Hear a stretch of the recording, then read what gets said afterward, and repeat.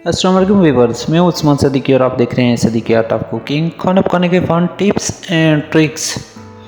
उम्मीद है कि आप सब खैरियत से होंगे। आज हम बनाएंगे हुम्मस। हुम्मस अरबिक ममालिक में बहुत ज़्यादा इस्तेमाल होता है। आज हम हुम्मस बनाना सीखेंगे बहुत ही आसान और सिंपल तरीके से, जो आप कहीं भी बना सकते हैं। तो चलिए शुरू करते हैं।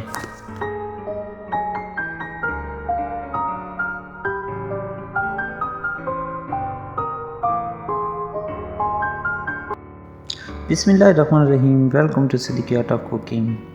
जी, तो हुम्मस बनाने के लिए हमें चाहिए दही, लहसुन, उबले हुए चने, ताइन। ये ताइन है जो तिल होते हैं, तिल से बनती है ताइन। और ये जैतून का तेल, ऑलिव ऑयल है। ये हमें हुम्मस बनाने के लिए ये चीज़ें चाहिए। हुम्मस एक बहुत ही मज़ेदार डिश है जो अरब ममालिक में इस्तेमाल की जाती है। ग्रिल चिकन वगैरह के साथ अरबिक लोग बहुत पसंद करते हैं और बहुत ही अच्छी और हेल्दी डिश है। तो आज हम बनाएंगे हुम्मस।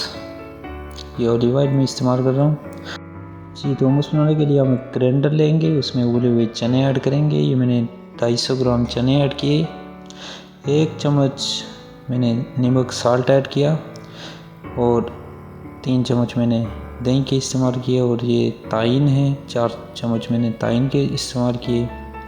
4 चम्मच इसमें ताइन डालेंगे। ये तिल से बनती है, जो तिल वगैरह नान पर लगते हैं। ये आपको बआसानी किराना स्टोर वगैरह से मिल जाएगी, नहीं तो आप तिल भी इस्तेमाल कर सकते हैं, लेकिन ये ज़्यादा बेहतर है। इसके बाद हम इसमें ऑलिव ऑयल ऐड करेंगे, तकरीबन 4 टेबलस्पून जैतून का तेल। और इसके साथ पानी डालेंगे तकरीबन, ये जिसमें डीप हो जाए सब कुछ, ये हमारी आइटम डीप हो जाए। अब हम इसको अच्छे से ग्राइंड करेंगे। आप इसमें लेमन वगैरह भी निचोड़ सकते हैं। अगर आप इस्तेमाल उसी वक्त आपका इस्तेमाल हो तो आप इसमें लेमन वगैरह भी ऐड कर सकते हैं। 3-4 कतरे लेमन के भी ऐड करते हैं। इसमें हमने इस्तेमाल किया लहसुन, चने, ताइन, दही और लेमन हमने नहीं इस्तेमाल किए जी। तो इसका अच्छे से पेस्ट बनाएंगे ग्राइंड करके। ये हमारा हुम्मस ग्राइंड हो रहा है, इसको बिल्कुल अच्छे से पेस्ट बना दें। पानी हमने इसलिए ऐड किया कि वो खुश्क ग्राइंड नहीं होता है, तो पानी में डिप करके इसको ग्राइंड कर दें। ये बिल्कुल अच्छे से मुलायम सब तैयार हो गया हमारा।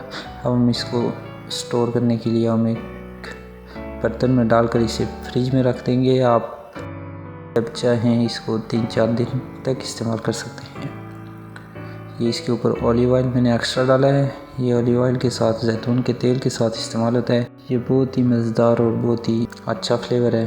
आप ये रेसिपी ज़रूर ट्राई कीजिएगा। उम्मीद है कि आपको आज की रेसिपी पसंद आई होगी। अगर रेसिपी पसंद आई है तो वीडियो को लाइक करना मत भूलिएगा। अपना ढेर सारा ख्याल रखिएगा और दुआ में याद रखिएगा। मिलते हैं नेक्स्ट वीडियो में, तब तक के लिए अल्लाह हाफिज़।